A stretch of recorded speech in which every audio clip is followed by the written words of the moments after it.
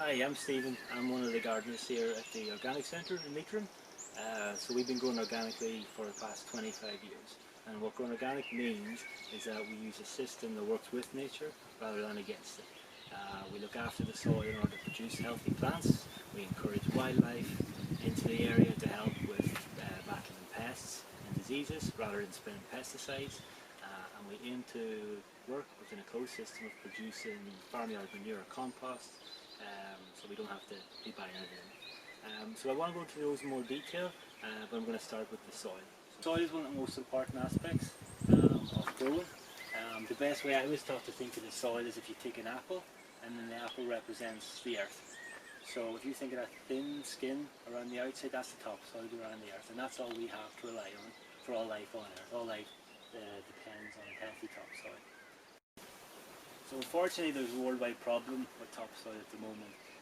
We're losing about 30 football pitches topsoil every minute due to mismanagement of the soil. And this happens when the soil is overworked and there's no organic matter added back into the soil. So organic growing is different.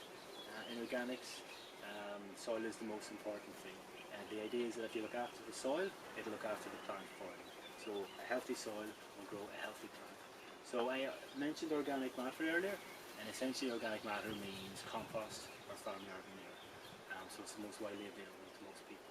And by adding farmyard manure or compost every year before you start growing, you're adding nutrients into the ground, which will not only feed the plant but feed the bacteria and the fungi in the soil.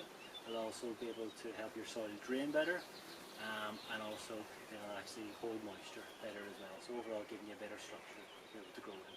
So by continuing the practice of adding organic matter each year to the soil, it'll give you a healthier soil year on year.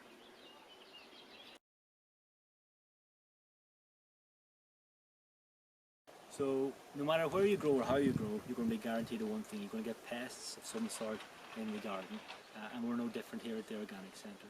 So we get slugs, and we get aphids, and we get hares, and we get caterpillars, just like anyone else. But because organic growing and farming has a more holistic approach to pest management, the approach isn't to just wipe out pests, is what you get with a synthetic spray. Instead, what we do is we work with nature to achieve a balance in the garden of pests and the predators. And one simpler way of doing this is to put in a bug hotel. So a bug hotel tends to provide shelter for all beneficial insects to the garden throughout the year.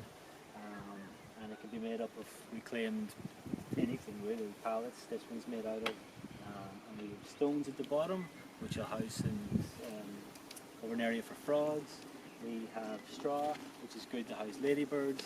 We have some leftover corrugated cardboard, which certain insects will lay eggs in, like lacewings. And then we have bits of bamboo and bits of old shrubbery put in there that will house things like solitary bees and wasps.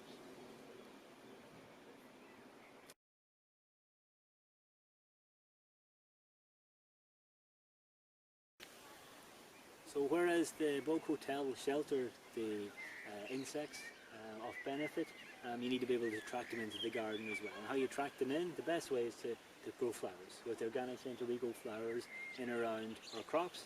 So for example, in this bed, this is a brassica bed, and we have the pot marigolds, and we have clover, and it's grown in through Brussels sprouts.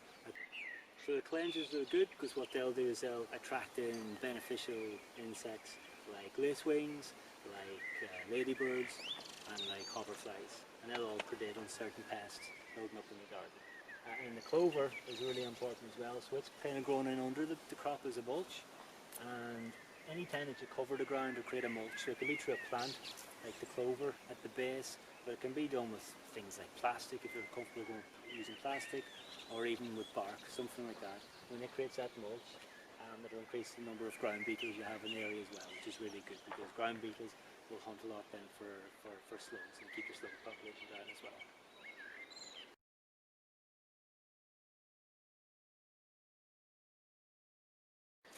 So we spoke earlier about adding organic matter back into the soil. One of the best way you can add it in is if you make your own compost. And compost that you make on site can come from all the waste within the garden. So when the crops are done, you clear out space, make new crops, it can all go in. But generally compost is made up of greens and browns. And in general what you do is you put in 2/3 green waste to 1/3 brown waste.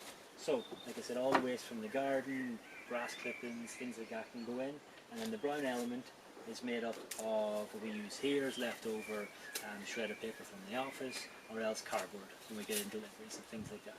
And you can do this at home from cardboard, from newspaper, from egg cartons and things like that. Can make up the brown element. So it's 2/3 green, 1/3 brown. And it's added in roughly like that into the bins we have. And once then they're full up, we move them up. As you can see here, we've 6-bed system. So essentially when it fills up, we move it on. And it's moved on every 3 weeks. So 3 weeks, 6 weeks. So this is then what your compost should look like in about 6 weeks' time. Actually see a lot of bacteria, a lot of insects in there that are helping to break it all down. It's starting to look somewhat like compost. Again, at this stage it can be quite hot. It still won't smell too good, but it's happily moving along. And you can see a lot of worms and a lot of slugs and snails, and this is where you want to see your slugs and snails because they'll help all break down all the organic matter that will turn into the compost. And like I said, then another 2 or 3 weeks time we'll move it on. 2 more stages, and then it'll turn into the finished product. And so then this is the finished product. So this is about maybe 10-12 weeks max of turning the compost, and that's pretty good to go back into the garden now. And yeah, we add it in if a crop is finished and we want to refresh the soil, you can add a bit in, or else in the autumn time when the beds are finished producing for the year, we usually cover with a layer of compost and then cover over for the winter time. It'll be all ready then to start growing in again next year.